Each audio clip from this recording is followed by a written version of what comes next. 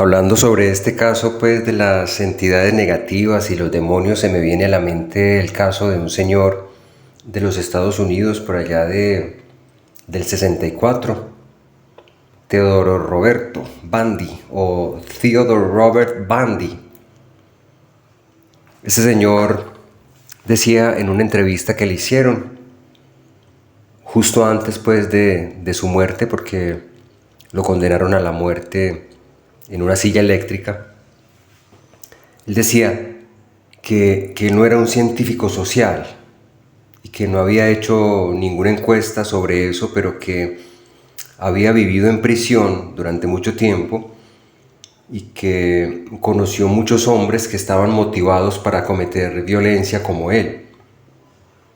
Y sin excepción, cada uno de ellos estaba profundamente involucrado en la pornografía y en la masturbación.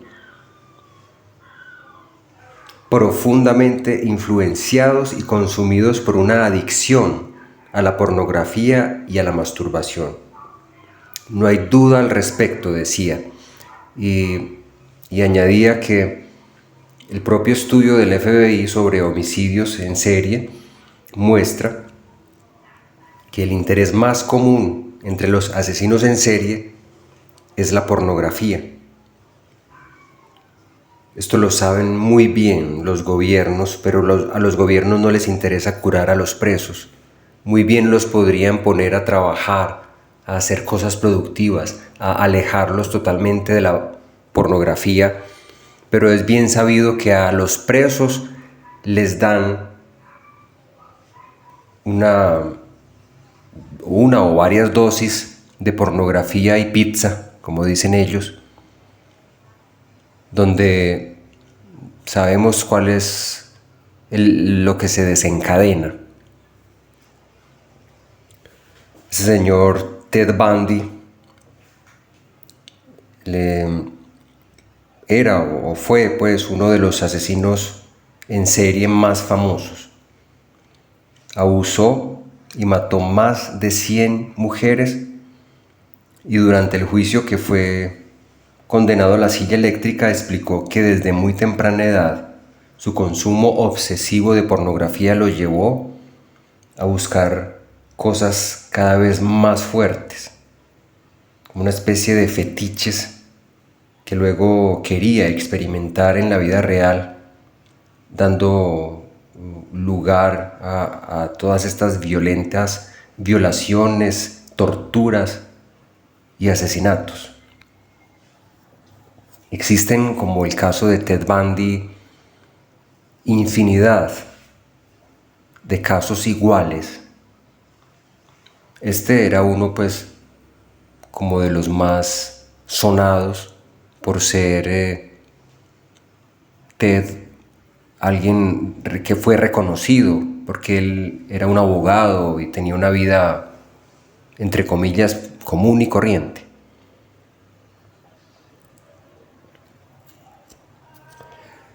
Y si nos ponemos a investigar acerca de esto, y que todos estos casos tienen en común la pornografía y la masturbación, es decir, a través de esta o a partir de la masturbación y de la pornografía empiezan esta serie de comportamientos que hacen que estas personas cometan este tipo de crímenes posteriormente. Conocimos el caso también de unos niños, dos niños que mataron a uno más pequeño de 3 años, Robert Thompson y John Venables, que mataron a James Bulger. Este niño, el pequeño James, estaba en un centro comercial con su mamá. Al niño le da una pataleta.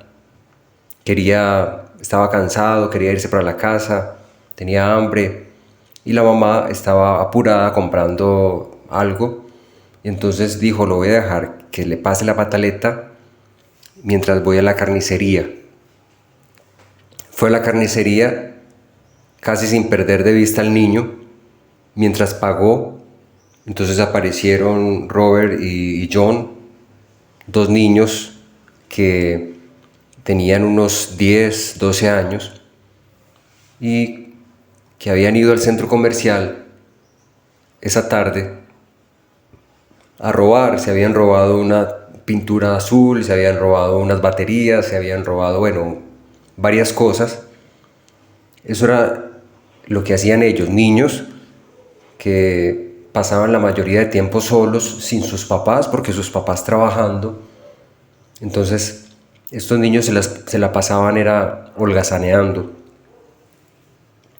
Cogieron al niño, le dieron tomaron al niño de la mano, al pequeñito, a James, y lo sacaron del centro comercial. La gente vio eso muy normal, creían que era el hermanito.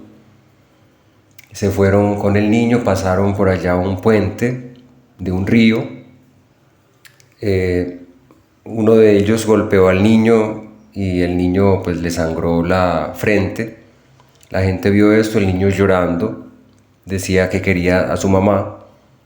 La gente vio esto y ellos se hacían los que no sabían nada, pero decían, o como hacerse pasar por su hermano, como si ellos fueran hermanitos y que iban a ir a llevar al niño a la casa. Pero resulta que se lo llevaron a un lugar un poco más aislado, cerca a un ferrocarril. Allí entonces empezaron le tiñeron la cabeza con la pintura azul, una pintura azul que se habían robado. Le tiñen el pelo, un ojo, le cayó tintura a un ojo. Le arrojan piedras, ladrillos. O sea, miren la desfachatez de estos niños, ¿no? Le quitan los zapatos, los pantalones, lo agreden sexualmente, le introducen una batería de esas que se habían robado en el centro comercial, por el ano, le introducen esa batería y parece pues que lo abusaron también ellos sexualmente, lo violaron y lo golpean por último con una varilla. Cuando vieron que el niño ya estaba inmóvil, entonces para que todo pareciera un accidente, para que creyeran que había sido el tren que lo había arrollado, entonces lo tapan con unas piedras, le tapan el cuerpecito y la cabeza, y le ponen piedras encima de la cabeza y unos ladrillos encima, pero queda más bien al descubierto, no son muy cuidadosos para tapar pues la escena del crimen. Esto nos da a entender pues que estos niños son de una frialdad terrible. Siendo niños, actúan con una frialdad terriblemente oscura. Se dan cuenta que estos niños también, dentro de sus momentos de ocio, que son bastantes, entonces ven la pornografía y se masturban. Esto hace que ellos abran ciertos canales. Esto hace que las personas abran ciertos sellos. El antiadaunasastasa de que se habla en esoterismo. Y es por allí donde ingresan estas entidades siniestras a empezar a destruir todo a su paso. Hay un caso también de un joven de Ecuador, del 76, Juan Fernando Hermosa Suárez, un muchacho a los 15 años mató. Él asesinaba, en un principio era un rebelde y asesinaba gatos y perros.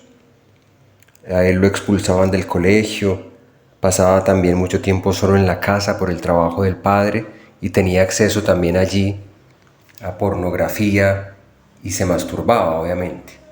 Empezó robándose cosas pequeñas, a lo último se robó un carro.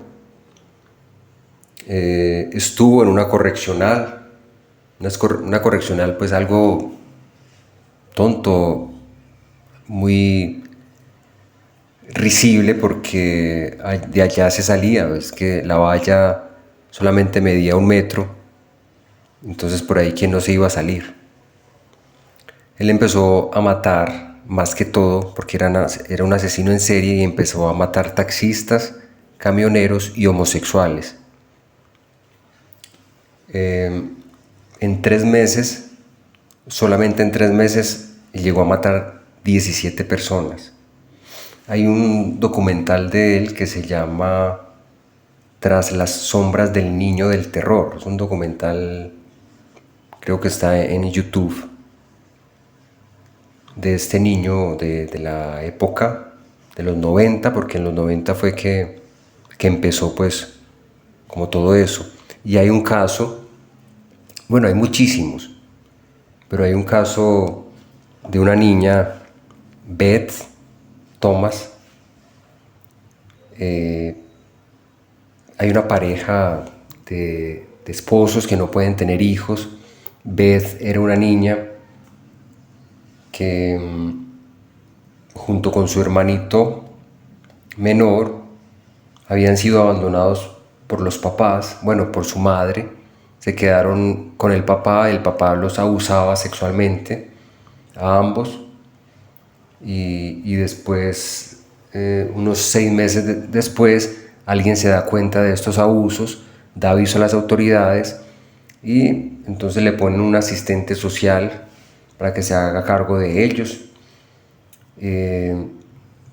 Un poco después ya son adoptados ambos por la misma pareja, que son una pareja pues de esposos que no pueden tener hijos, como les decía.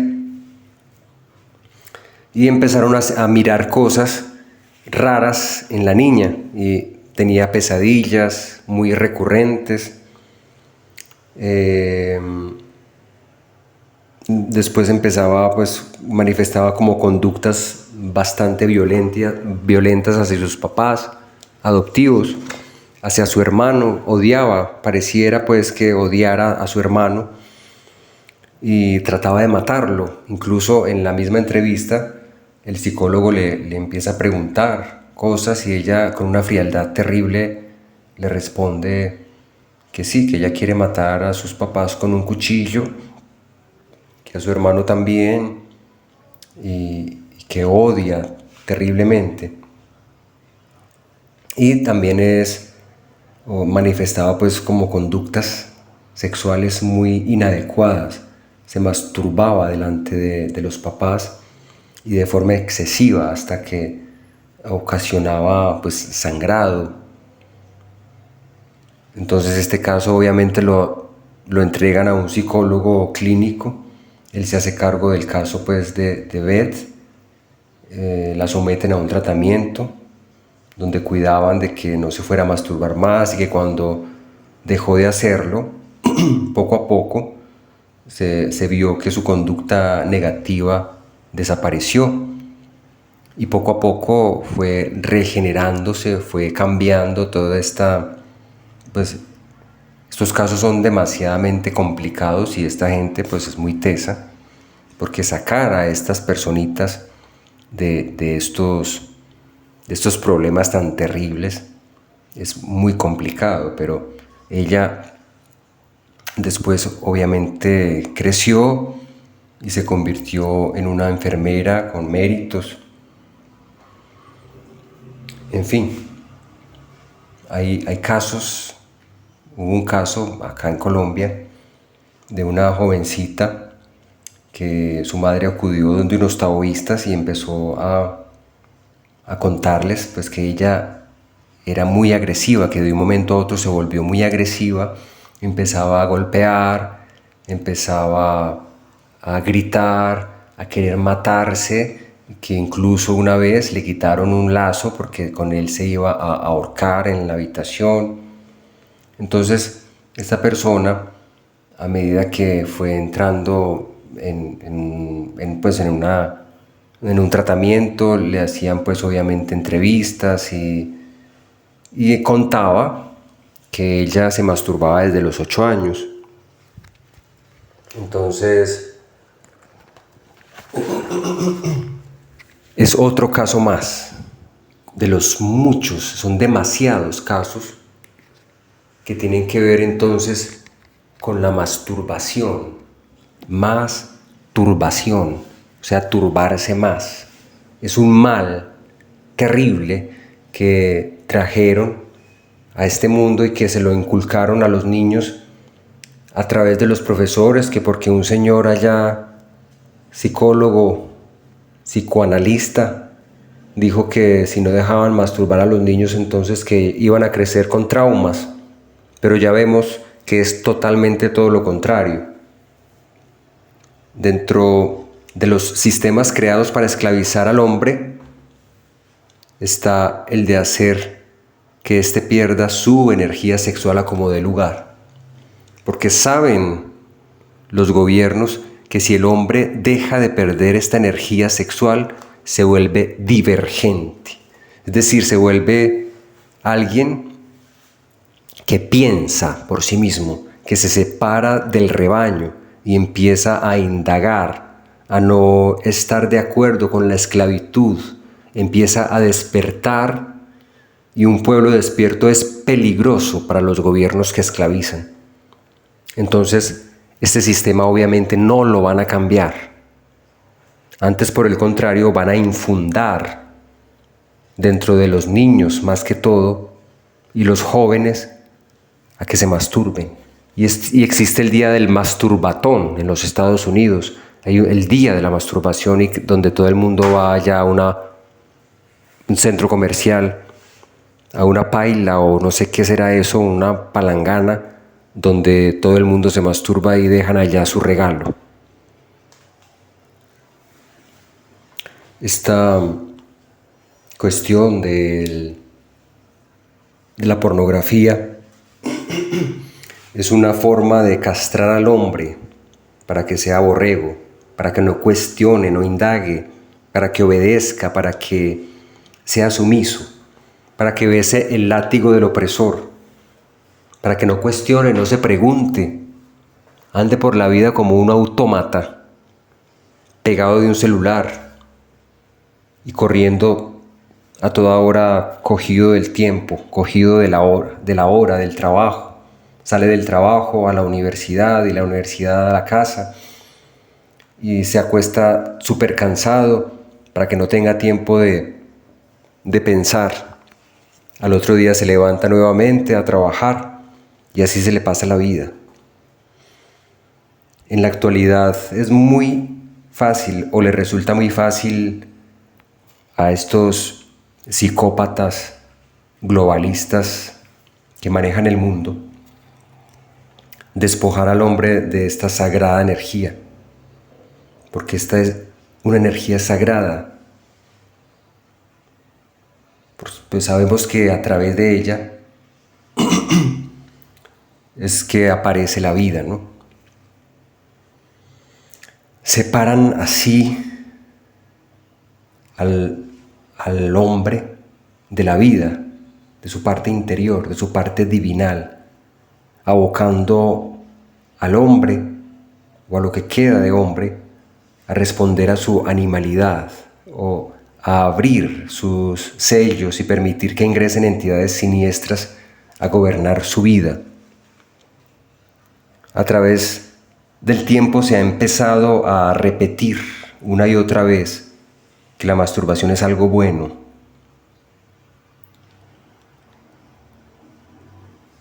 Y bien sabemos que no es así. Sabemos que la energía sexual es el fundamento de la vida y que gracias a ella se formó nuestro cuerpo físico. Se formaron todas las personas que pueblan la tierra, se formaron los árboles gigantescos y hasta las plantas más diminutas. Eso que llamamos semilla viene del sánscrito semen. Semen es semilla. Entonces esa semillita cayó en tierra, la tierra la gestó y la parió y allí creció un árbol gigantesco, fruto de ese semen o de esa semilla. Todos los seres comemos de esta semilla, somos fruto de esa semilla. Las frutas son semen, las verduras son semen, las legumbres son semen. Todo lo que vemos, todo lo que uno viste, todo lo que uno trajea, la ropa es hecha de semen, porque el fruto de la semilla, que es de algodón, es semen, o si es de lana, es semen, porque la oveja también es fruto de un semen o de una semilla. Y que podría decirse que la ropa que es de polietileno a base de petróleos, pues el petróleo, acordémonos que hace miles de años hubo unos animales, unos dinosaurios que fueron sepultados en el fondo de la tierra y que sus grandes o sus abundantes grasas hoy se llaman petróleo. El techo, también, el techo que nos cubre la cabeza es fruto del semen. Las paredes, fruto del semen, hechas de cemento, derivado de péter, que péter es piedra, que piedra es sexo, del sánscrito genes, energía genética. Ese cemento, que es una mezcla de caliza, de arcilla y de hierro, y que lo funden y que hacen lo que conocemos hoy en día como cemento. Y así podríamos decir que todos los materiales de la casa y las maderas son el fruto de ese sagrado semen. Ahora, ese semen dentro del hombre es el aceite que alumbra los chakras o los candeleros del templo. El cuerpo es un templo y ese sagrado templo contiene los mismos 7 candeleros que tiene el templo figurado en la Biblia hebrea. Esos 7 candeleros necesitan aceite, es decir, semen. Ese semen nos alumbra, es fuente de luz. Porque dentro de ese semen está la energía Cristo, la que da vida a todas las criaturas. Cuando este semen se bota, se despilfarra, se pierde, la criatura queda en tinieblas. La persona no ve las cosas de 4 dimensiones o de la 4ª dimensión. Es un cuerpo ciego, aunque vea muy bien con sus ojos. Cuando se despilfarra esta energía, sucede lo inevitable, lo que ya hemos hablado. Esa energía genética, hay necesidad de que se canalice. Esta energía canalizada y convertida en elementos hidrogénicos hacen que la persona llegue a Dios. Para llegar a Dios se necesita luz. Quien bota su energía constantemente y no la transmuta, este es un enemigo de Dios. No importa que esté rezando y orando tarde y mañana, todo el día y toda la noche, esta criatura no tiene la luz necesaria para comunicarse con Dios. Nos debe quedar claro que el sexo es la puerta de entrada de entidades positivas o negativas. Y todo esto empezó desde la época de Adán y Eva. Comieron del fruto prohibido, perdieron su grado de ángeles.